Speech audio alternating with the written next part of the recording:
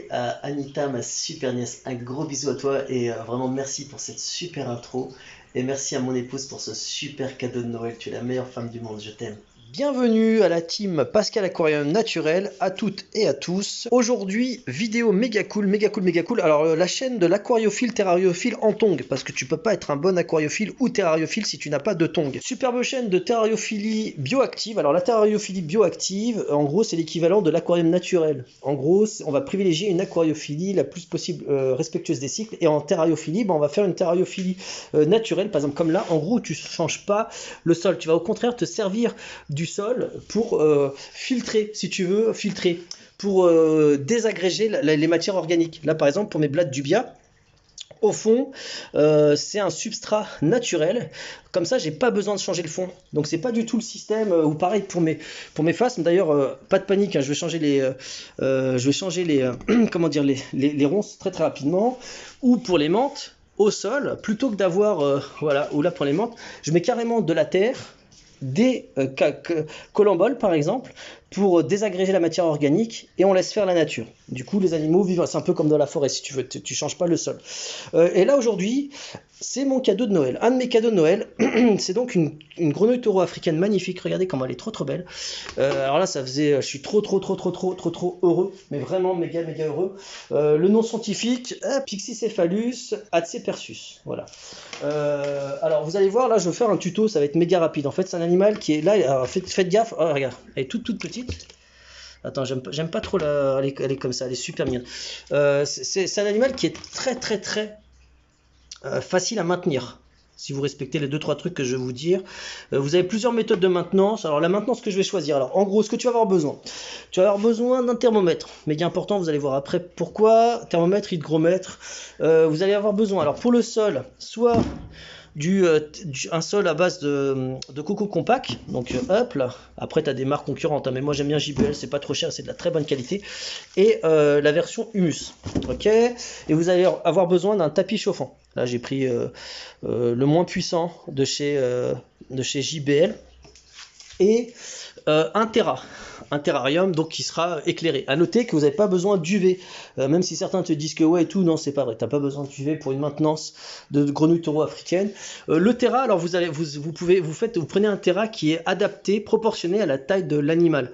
Là celui-là il fait 50 sur 35, 32 haut, je sais plus, attends on va mesurer en direct, je suis désolé mais ça j'avais pas tilté avant, ou 30, je sais pas, ça fait combien ce truc là? Ouais, ça fait 32 profond et hop là, et de haut, ouais ça fait 40. Ça fait 40 de haut, parce qu'en plus là il touche là, tu vois, j'ai mis une plaque de polystyrène, donc 40 de haut. Un peu plus même, je pense. Attends, là avec une main c'est compliqué. Attends, hop là.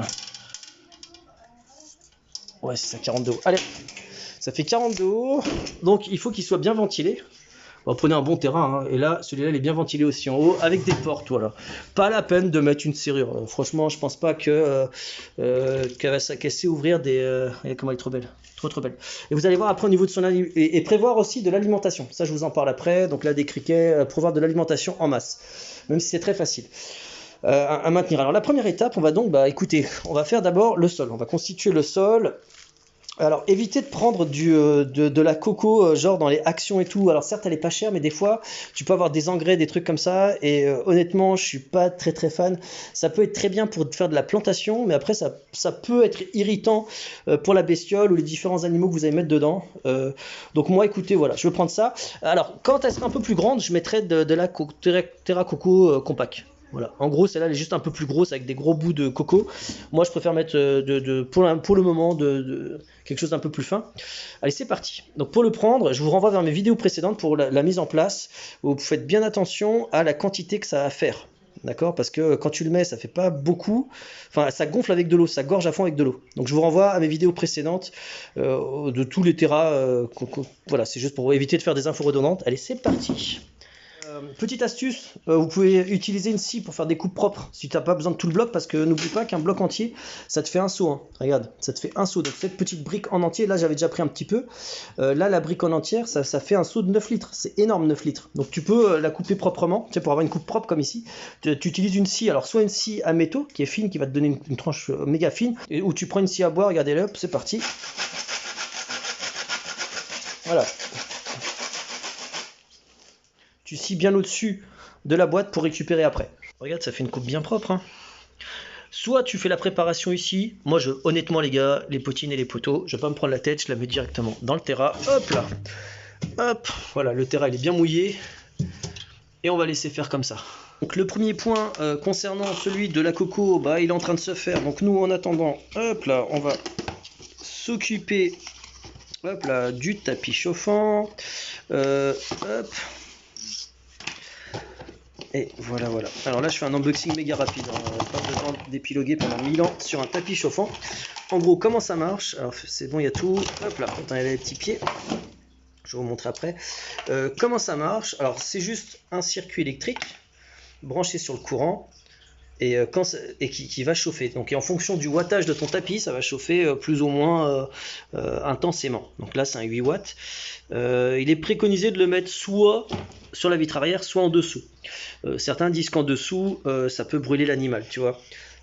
Ça peut le brûler ou sur le côté. Donc moi, je vais plutôt le mettre sur le dessous parce que alors, idéalement, je vais le faire un peu plus tard, mais il faut comment dirais-je, un thermostat. Parce qu'en fait, ce système n'est pas, entre guillemets, n'a pas l'intelligence de s'arrêter à la température préconisée sans thermostat. Le thermostat aura la particularité de s'éteindre, d'éteindre. En fait, lui, si tu veux, dès qu'il est branché, il chauffe, il chauffe, il chauffe. Ça s'arrête pas de chauffer.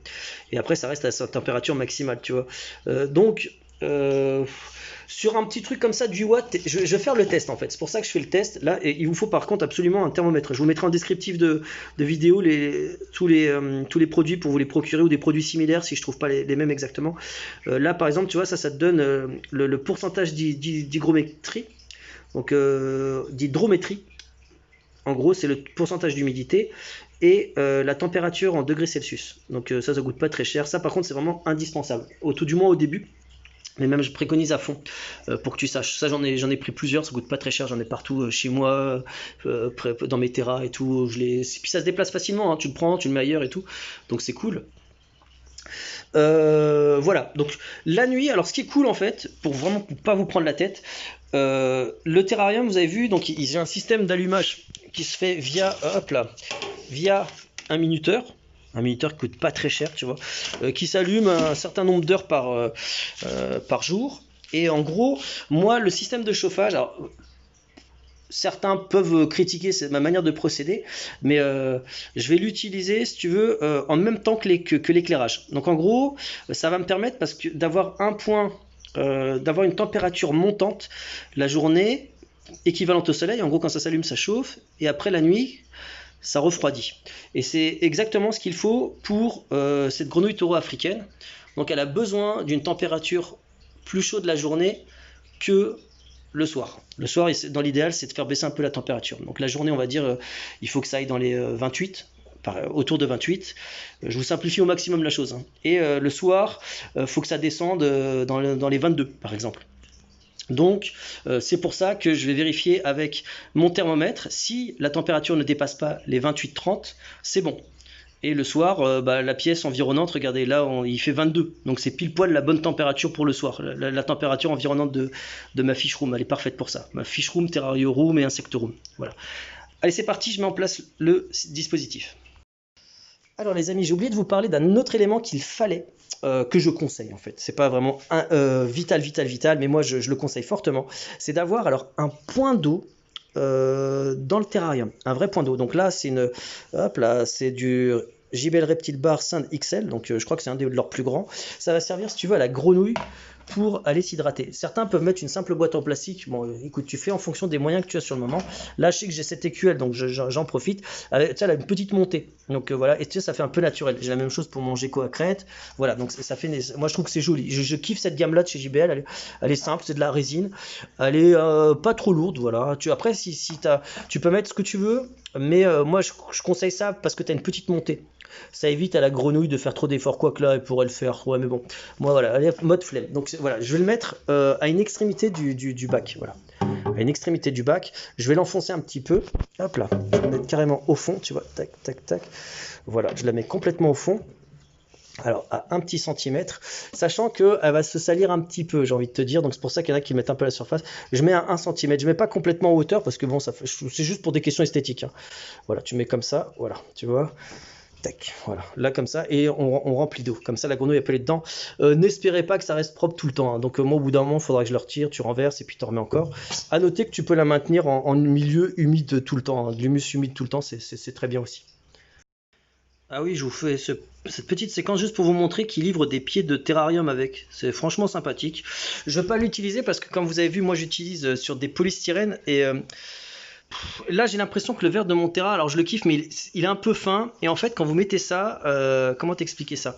Le point d'impact si tu veux, attends faut que je le remette un peu droit celui-là, hop là, voilà, le point d'impact il sera par exemple là sur toute cette superficie, donc ça va te le mettre, ça va te donner de la hauteur parce que on colle pas si tu veux le tapis en dessous collé directement avec le support, c'est pas bon, il faut que le Terra soit décollé du support sur lequel c'est posé, étagère ou ce que tu veux, surtout que là en plus c'est du métal, et donc moi c'est décollé avec ça.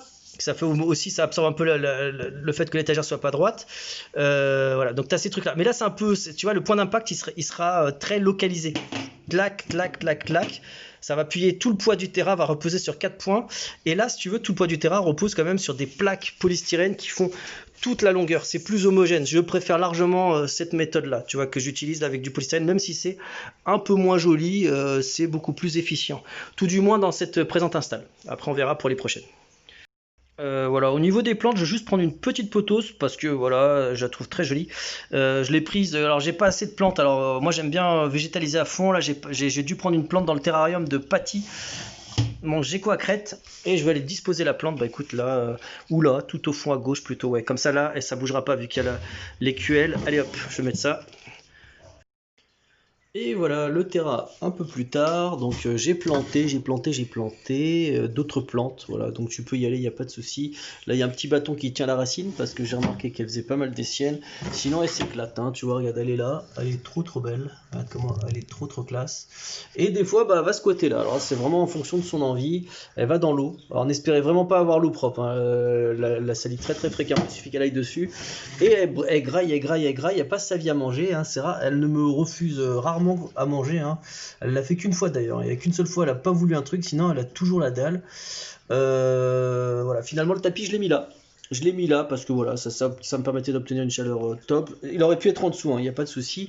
Qu'est-ce que je peux vous dire de plus? Donc au niveau de la bouffe, elle bouffe des grillons, là il y a du bon grillon là. Hop là. Elle bouffe des blattes, que je vous renvoie ma vidéo sur les blattes. Elle bouffe des verres de farine, bah d'ailleurs tiens je vais lui en donner un, hop là, c'est parti, verre de farine, tiens tu vas voir, la preuve en direct, sans trucage les mecs, je prends un petit verre de farine, je la regarde, hop, vas-y Norbert, tu l'as vu ou pas? Et voilà, purée, ça y est, il y en a plus, purée, il avait piqué le pic avec, j'ai toujours, là je suis pas encore assez à l'aise, j'ai peur qu'il se fasse mal en fait, tu vois ce que je veux dire? Là, des fois quand c'est les grillons, je les lâche là, ou les blattes, tu vois, il est là, puis il les chasse lui-même, mais t'as vu, genre là, elle est en mode tranquille, je me repose, et d'un coup, t'as vu, schlac, elle avale, voilà, tu vois? Allez, je vous dis à bientôt dans d'autres vidéos. Je vous ferai peut-être une vidéo spéciale bouffe, hein. Là, il y a plein de bouffe là-dedans, tu vois. Ouais, il y a de quoi faire. Allez, je vous dis à bientôt dans d'autres vidéos.